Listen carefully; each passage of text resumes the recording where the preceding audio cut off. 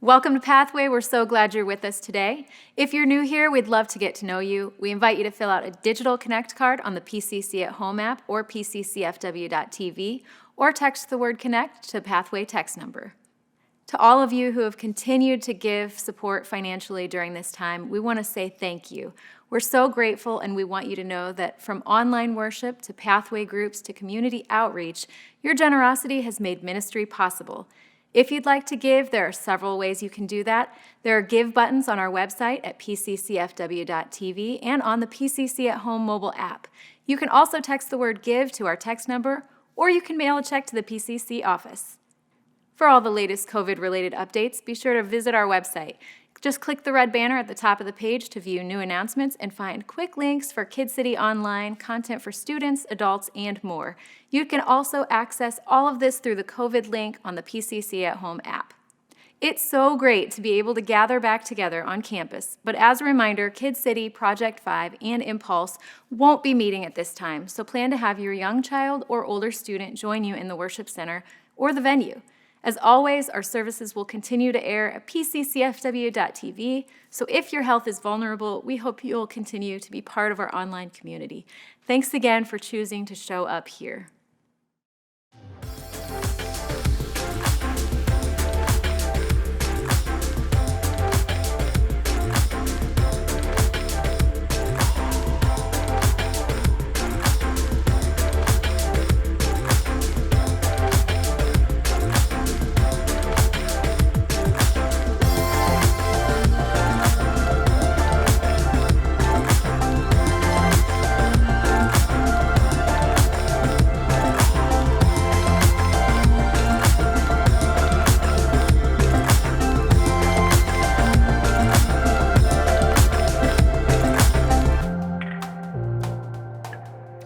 Good to see all of you, and excited to be with those of you who are here in the room with me, and all of you are joining us upstairs in the venue and in the gathering and joining us online as well. So good to be here and excited to be able to share with all of you. And as you may have just noticed, we're starting a new series together today called ReGroup. And to get our wheels spinning in the direction we're going to be talking about together, we're going to go over these next few weeks. I want you to think with me for a moment about your family, maybe the family that you grew up in, or maybe the family that you're trying to raise right now. But as we think about our families, I think all of us can admit that sometimes as families we go through seasons that can get a little chaotic, a little crazy, a little out of sorts. We start to get, for whatever reason, pulled in all sorts of different directions. Seems like everyone in your family is going every which way. And with that, again, things can get a little out of routine and out of rhythm. The house can get a little messier. You can get out of sorts and out of sync with each other. Anyone ever been there before with your family, right? And when that happens, sometimes as a family, we need to regroup. We need to pull everyone around the living room, around the kitchen table, and just kind of acknowledge where we're at and remind ourselves of who we are as a family, who we want to be, and what we want to be about together. When I was in high school, I remember making fun of one of my friends relentlessly over something like this. We were making plans for the weekend. We had a group of friends that we would often go do things together on the weekend, and usually this one friend would always go with us. But on this particular weekend, he wasn't allowed to go. His dad told him that instead he had to stay home. They were going to do a get your life in order weekend. And man, did we lay into him for that. We just, as teenagers, we had never heard of something so ridiculous as that. And yet, as a dad, as a full-grown adult with a family that I'm responsible for now, I get it. And probably all of you who are parents, you understand that sometimes we need to regroup. And just like that's true with our family, I think it's also true and can be true of our church family. And so as we thought about that, obviously we've been going through a very strange season, in many ways still walking through a very strange season in our culture and in our world and certainly in our church. So much of what's been natural and normal and regular routines and rhythms for us has been disrupted and distorted in different ways. And so we thought, how should we kind of move together from summer into the fall and begin this new season together? We thought, you know what, maybe there would be some value in us pausing to regroup and to talk about who we are as a church family, what matters to us, talking about some of the things that we do together and why we do them, why they're so important, the things that we do when we do what we do together. And so we're going to spend a few weeks talking about that. I want to get our conversation started today by talking, first of all, about why we do this, why we gather for worship week after week. When you think about that, it's kind of a strange thing, actually, in our culture. If you've been around the church, you know that you kind of get used to it. It's what we seem to do as church people, and yet it's still kind of a strange thing in our culture to gather like this. Many times we gather with a group of people. We carve out time out of what, for many of us, is a very busy week and lots of things on our plate, and we carve out time to gather together with a group of people that many times in a church our size in particular, it can be with a group of people, many of which we don't even know that well, right? And then when we get together, one of the first things we do, as we did together today, is we sing together, which, again, if you've been around church, you know that's kind of what we do. But from the eyes of our culture and our world, it's kind of a weird thing that we sing together. Where else in life do we do that in groups of people, right? Maybe at a concert when we could go to such a thing, or maybe a birthday party when we sing happy birthday to them, or maybe a baseball game, again, when we could attend something like that. And even there, when you sing, many of you, you have to consume a $10 beverage or something to kind of get you in the mood to be able to sing with everyone, right? And so we don't do that in very many spaces, but we do that here. And then after we sing, we do something else that's kind of strange. We do what you're doing right now. We sit and listen to someone talk for 20 or 30 or 40 minutes about a book that's thousands of years old. I mean, it's kind of strange. Why do we do that?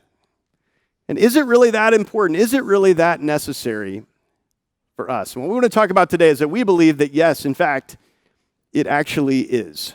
And we're not the only ones that think that. In fact, the author of one of the books that we find in our Bibles, a book called Hebrews, this author, they thought it was important in their day, 2,000 years ago as well. They were writing to a group of Christians who were being persecuted for their faith. They were facing all kinds of challenges and struggles, and many of them tempted to give up, to walk away from Jesus, to consider it not worth all of the hassle and headache that they were facing. And so this author, we're not exactly sure who wrote it, but they were writing to this group of Christians to encourage them to persevere, and pointed out all sorts of ways that Jesus is better than anything they could go back to, anything else they could move on to.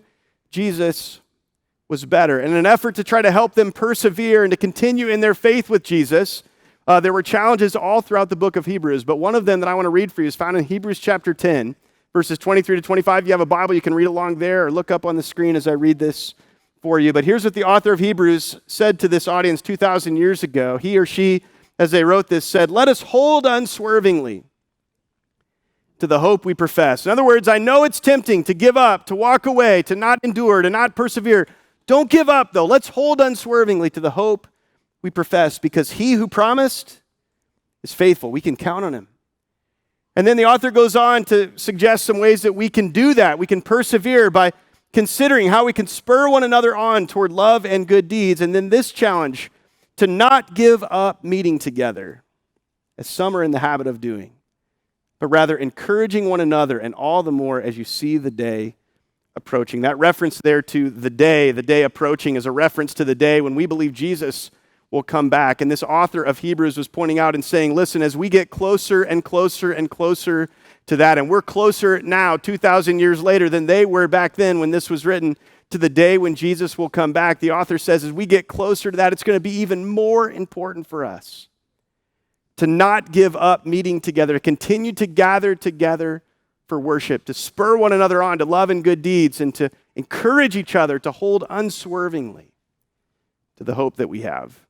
And I think the author back then, 2,000 years ago, knew that it was absolutely vital for those Christ followers and that church in that day. And in the same way, I think it's equally important for us as Christ followers and our church in our day. And maybe more so than any other point in most of our lifetimes, because of all that's happened over the past few months, all the things that we've been through that's disrupted so many of the rhythms and routines that we're used to as a church. And so we want to be challenged. We want to remind each other of this today. And what I want to do is walk you through a few of the reasons why we do this, why it's so important. Why do we gather for worship week after week? And we mentioned at the beginning of the service our mobile app. If you want to open that up, you can open up the teaching notes right there and follow along, or click on the notes tab if you're watching online. And I want to walk you through a few of these reasons. And the first one that I want to point out for you today is this, that one of the reasons we gather for worship week after week after week is, first of all, to remind ourselves that there is a center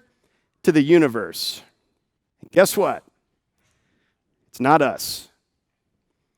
You see, our hearts, our broken, fallen, sinful hearts, our broken, fallen, sinful world will try to teach us that actually we should be the center of the universe. Everything should revolve around us, that everyone should exist for us and to serve us and to give us what we need. And yet we find in the scriptures that's not actually the case. And we gather together to remind ourselves of that. Whenever I think about that, I think about a passage we find in the last book of the Bible, the book of Revelation. And in that book there, it's written by one of Jesus' earliest followers, one of his closest friends, a guy by the name of John.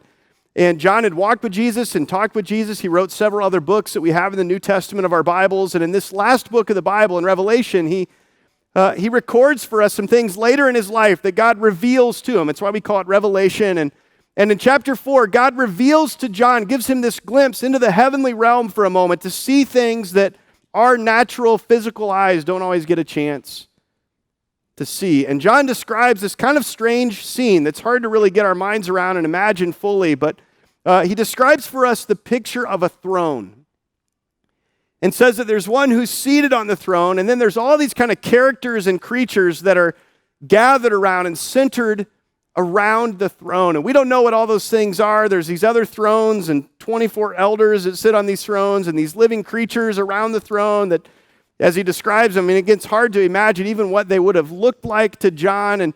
And so some scholars, they've spent centuries trying to understand what all of these things, all these parts and pieces mean and are trying to tell us. And the reality is none of us actually know for sure. There's a lot of uncertainty with all the symbolism and imagery that John uses, but even though there's not certainty with all of that, one of the things that is absolutely clear here is that as John is describing this for us, there is a throne and there is one who is seated on the throne, and around that throne and around the one who's seated on the throne, everything else in all of creation centers around and revolves around him. And as I've read this passage over and over, I encourage you to read it for yourself as well. One of the things you're going to find is exactly what I found, is that as we read this description that John gives, we're not going to find a single mention of any one of our names as the one who is seated on that throne.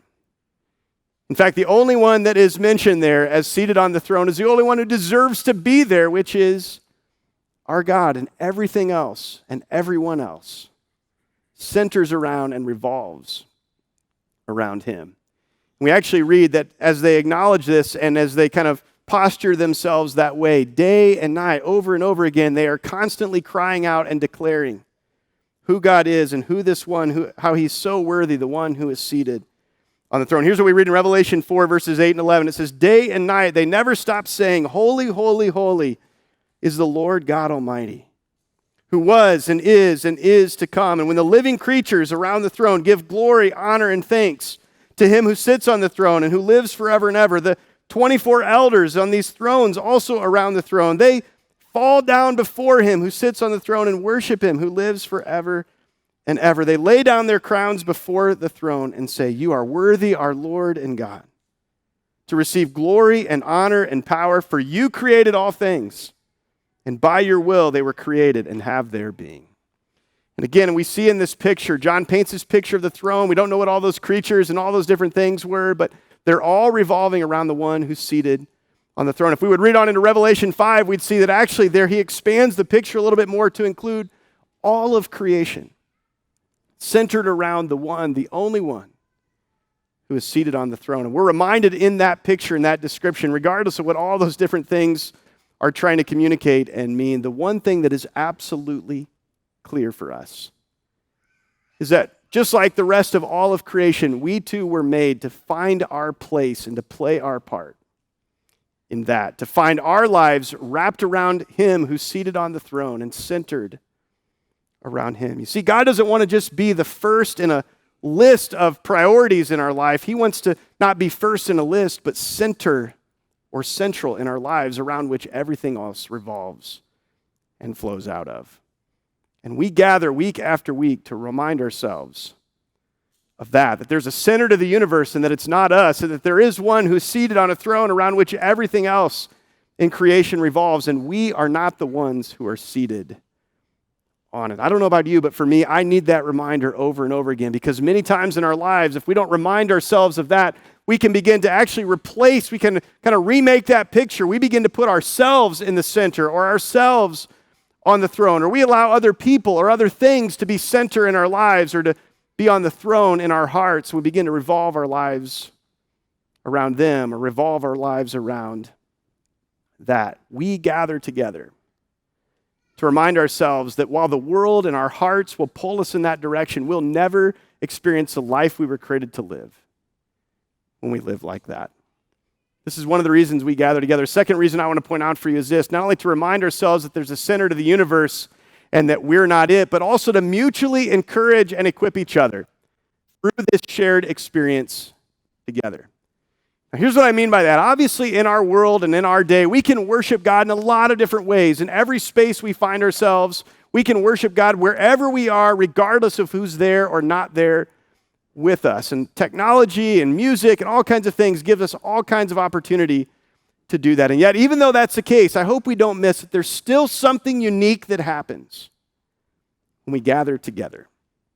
There's a unique expression and experience of God's presence with us. There's also a unique expression and experience of how we're able to encourage and equip each other. And I wish we could probably do a whole series just talking about this, how this works.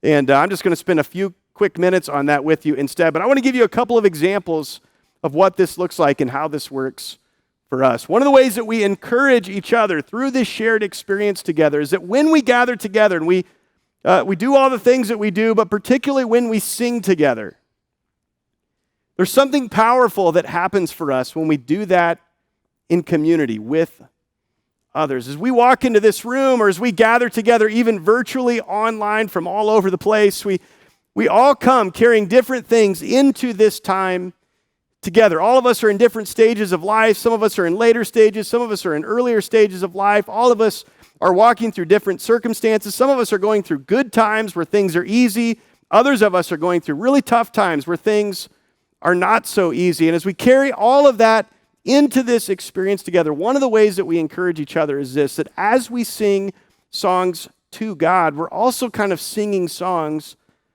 for each other. Because as we look around the room or as we gather with others in our home or whatever it is, that wherever we find ourselves with this, as we look around and we see and we say, if that person and that person and that person and that person, and man, I know this person, I know what they've gone through in the past, or I know this person, I know what they're going through right now. And if that person or those people can sing those words about that God, well, then maybe perhaps, regardless of whatever it is that I'm walking through, maybe I can sing those words too. Maybe I can hold on to that same reassurance of who God is and the hope that we have in Him. You see, sometimes we sing songs because we believe. Other times we sing songs so that we'll believe. And even other times we sing songs so that other people will believe around us. We encourage each other through this shared experience together. Another way that we do this is that not only do we encourage each other, but we also, in a way, equip each other.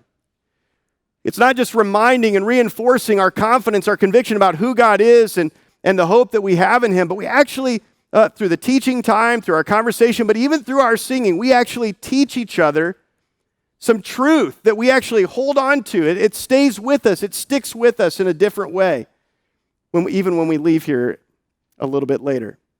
To illustrate how this works, I mean, you've all experienced this. You know how this works. It's tough for a preacher, teacher like me to admit this, but come on, let's be honest.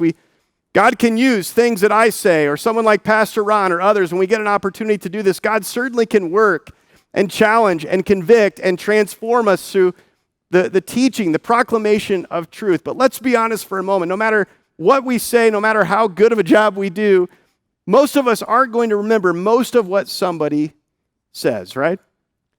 I mean, some of us, we're going to forget quickly. Some of us are going to forget easily. Some of us, by the time we get to the car, you're going to forget most of what I said. But it's different when we sing. There's something about that shared experience. There's something about the truths that we sing together that because of the music that we're using as a tool with that, we're actually teaching each other truth that will stick with us in a different way. It kind of pops up into our hearts and into our minds and even bursts out of our mouth at times in ways that things that somebody says maybe doesn't stick with us with quite that effectiveness. We've been reminded of how this works a lot over the past several years with our daughter, Anya, at home. She's a little girl who needs her sleep, but she doesn't always like when she has to go to sleep, and I'm not sure if any of you have ever had that experience before, but sometimes she will literally lay in bed for hours before she finally dozes off and calls it a day. And as a parent, sometimes it's just exhausting and even a little bit frustrating at different moments, right? You're like, just give in and go to sleep. You're going to be a grump tomorrow if you don't close your eyes and call it a night. And yet every once in a while, she'll kind of kill the time with that by doing something that actually turns out to be quite sweet. She'll spend some of that time laying there in bed singing songs. And many times she'll end up singing songs that we sing when we worship together as a church. So she'll sing a song like Christ Be Magnified, from the altar of my life, Christ Be Magnified. Or she'll sing a song like Jesus, Jesus, you make the darkness tremble. Jesus, Jesus, you silence fear. And of course, then she'll always mix that in with some modern contemporary songs too. So she'll go straight from Jesus, Jesus, you make the darkness tremble to watch me whip and watch me nay. And she kind of like weaves back and forth. It's actually brilliant how she's able to do this. But you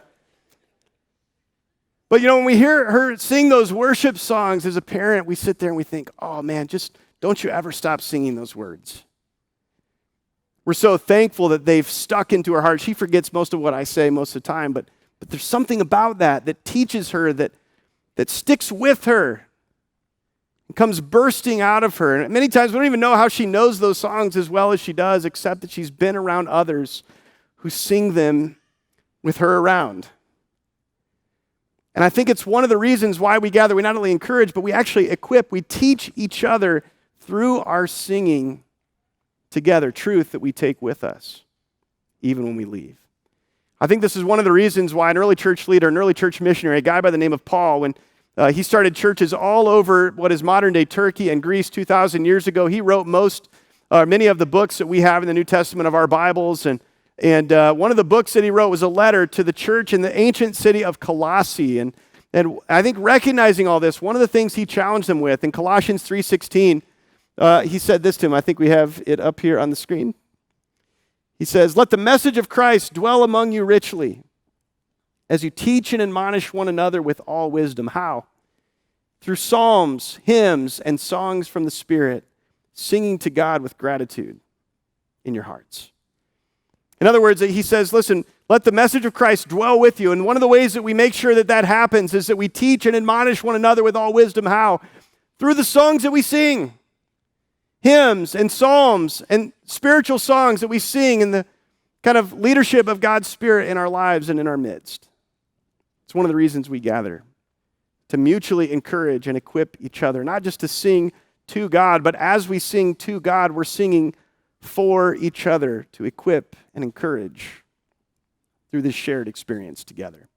Third reason I want to point out for you is this, is that we also gather together to be able to send each other out on mission with Jesus. One of the things that I hope is clear to all of us is that the thing that defines us as a church, that actually makes us a church, isn't the fact that we call ourselves a church, or we have a name that says church, or a building that looks like a church, or that we have church services. Those aren't the things that make us a church. Actually, what defines us and determines whether or not we're actually a church is whether or not we're actually on mission with Jesus, doing the things that he started 2,000 years ago and has commissioned us as his followers and as his people to continue doing even 2,000 years later. You see, if we're a church that does all these things, but we're not joining him in his mission in the world, we're not actually the church. Jesus reminded his first followers of this, again, 2,000 years ago. After he had died on the cross and he rose again from the dead, he was getting ready to ascend back into heaven, and he pulled his first disciples, his first followers together, and he says, listen, guys, I want you to understand something. I'm going to be leaving, but we're not done. We're just getting started. And he says, the same thing that I did for you and with you for the world, I want you to now go and do that with the whole world. Make disciples of all nations, he says, in something called the Great Commission in Matthew 28. He says, I want you to baptize people and teach them to obey everything that I've commanded you. And that mission that he gave them is the same mission that we have even now. And it wasn't just for organizations. It wasn't just for paid professionals. It wasn't just for vocational pastors or someone like me, but for all of us as followers of Jesus. And one of the reasons we gather like this, or online, or wherever you're tuning in from, we gather to remind ourselves of the mission we've been given so that when we leave, we're sent out on mission with Jesus together. And one of our hopes is that we would leave with greater boldness and passion and commitment to that. You see, we don't gather here in this building because this is where God is and we come here to find him. We actually gather in this space or online together to learn how to actually find God everywhere else, all throughout our week, everywhere we live, learn, work, and play, and to join him in the work that he's doing right there.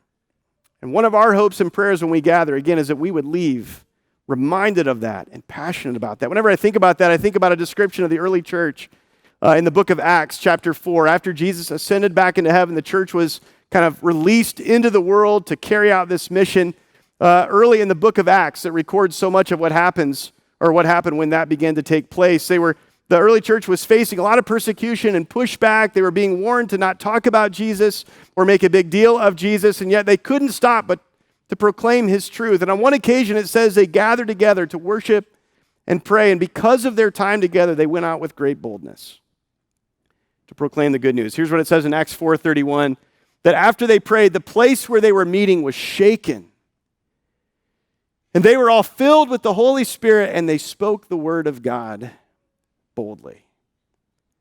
Man, one of my prayers for us in our day and our church is that we could experience that because of our time gathered together, we would be sent out, that maybe sometime God would literally shake our space and fill us with his Spirit and send us out to go boldly proclaim the good news of Jesus. This is one of the reasons why we gather, to be sent out on mission with him. Now, in light of all of that, these reasons why we do this, there's a few things I want to challenge you with before we wrap up together today that I want us to really think about and consider recommitting or committing maybe for the very first time to some of these things in light of all of this that we've talked about together. And the first thing I want to challenge us with as we walk into the fall is that, first of all, we would be a church, and we would be a group of people, of followers of Jesus who are committed first and foremost to gather somewhere.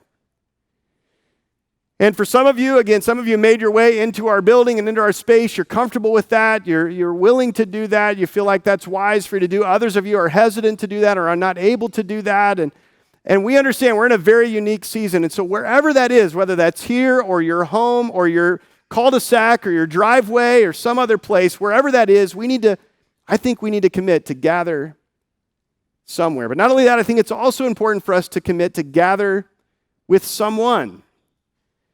And I know this is a challenge in the season that we find ourselves. It's difficult to be together, but it's so important for us to do that. Yes, we can worship on our own, but I think there's still something missing with that. Pastor Dan had a great description of this. He said that when we gather just by ourselves for worship, it's better than nothing, but it's not as good as the real thing. He said it's kind of like turkey bacon, right? It's like, it's better than no bacon, but it's not as good as real bacon. And I think the same is true for us. This summer, we actually pulled some of our friends, some people that have been a part of our small group, or what we're going to be calling this fall our life groups that Pastor Dan will talk more about with you next week. But we pulled our life group together and some of our friends together, and we gathered on our driveway. We pulled a TV out on the driveway. We turned on the service. We sang together. We worshiped together. We listened to the teaching together, and we did that together, not just somewhere, but with someone.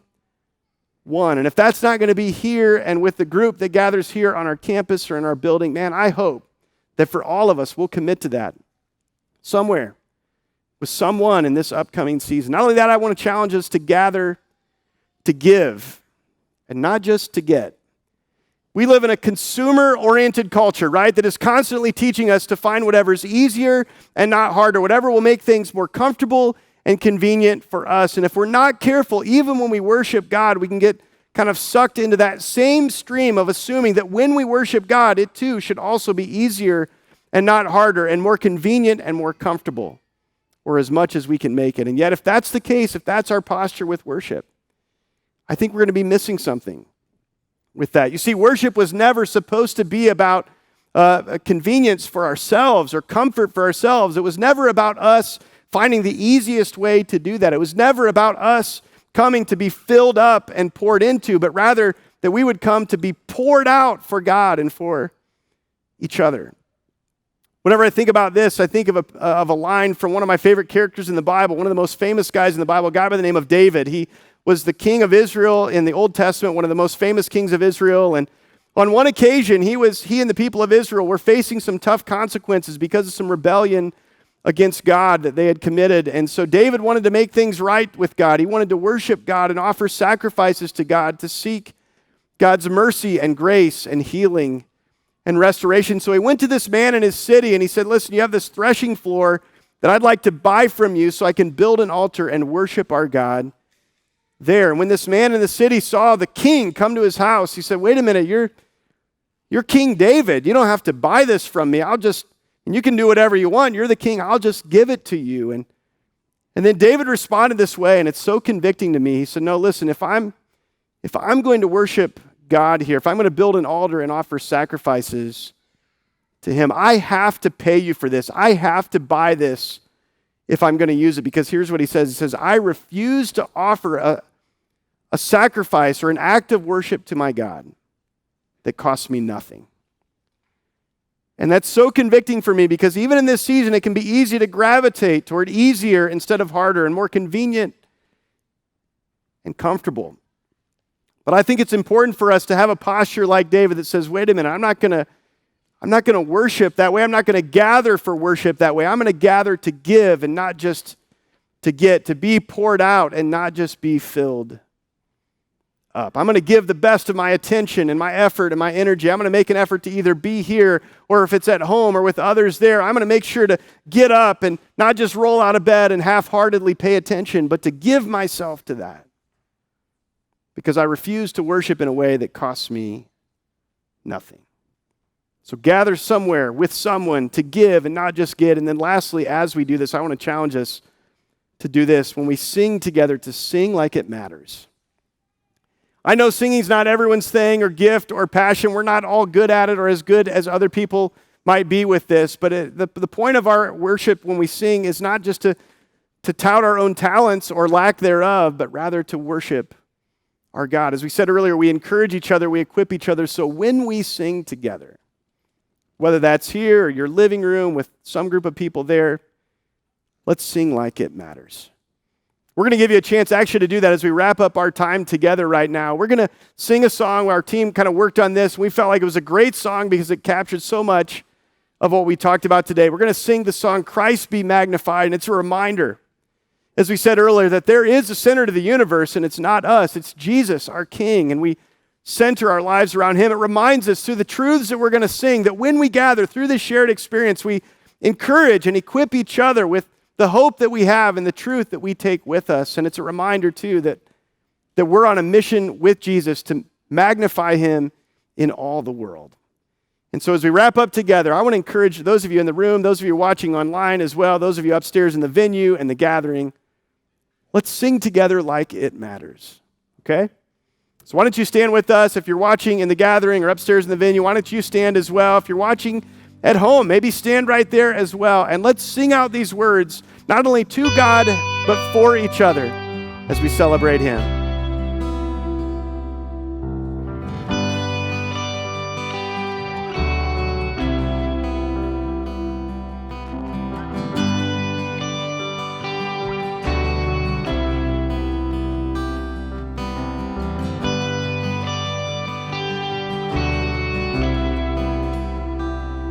Were creation suddenly articulate with 1,000 tongues to lift a word and cry, and then from north to south and east to west we'd hear Christ be magnified.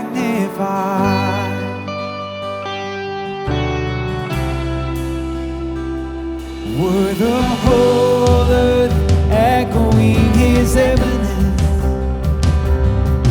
his name would burst from sea and sky,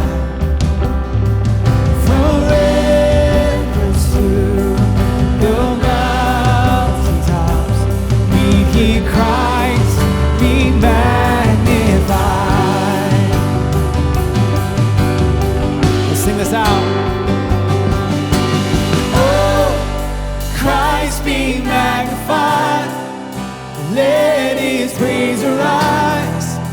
Christ be magnified in me. Oh, Christ be magnified from the altar of my life. Christ be magnified in me.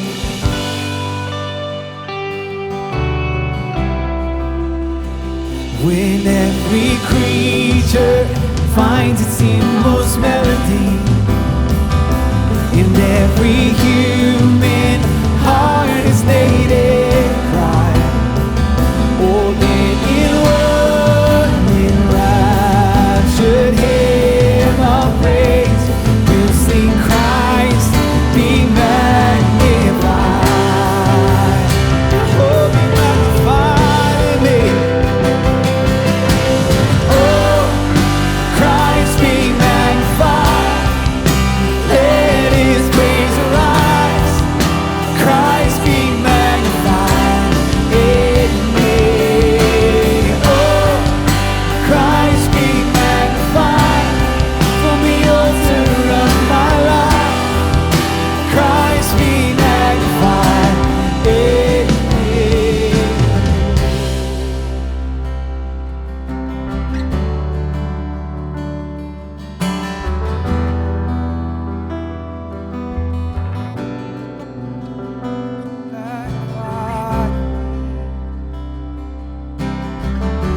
Sing this next part together. Let's make it our testimony this morning as we leave this place. And I won't bow to idols. I'll stand strong and worship you. If he puts me in the fire, then I'll rejoice 'cause you're there too. I won't be formed by feelings. I'll hold fast to what is true.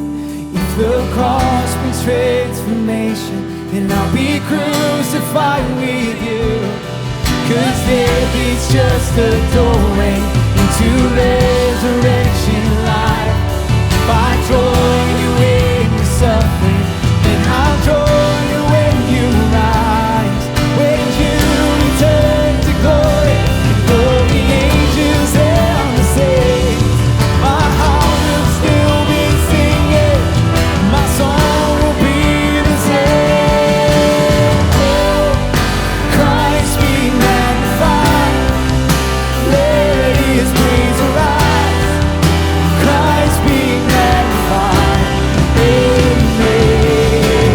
Oh, Christ be magnified from the altar of my life. Christ be magnified in me. Oh, Christ be magnified, let his praise arise. Christ be magnified in me. Oh, Christ be magnified from the altar of my life. Christ be magnified in me.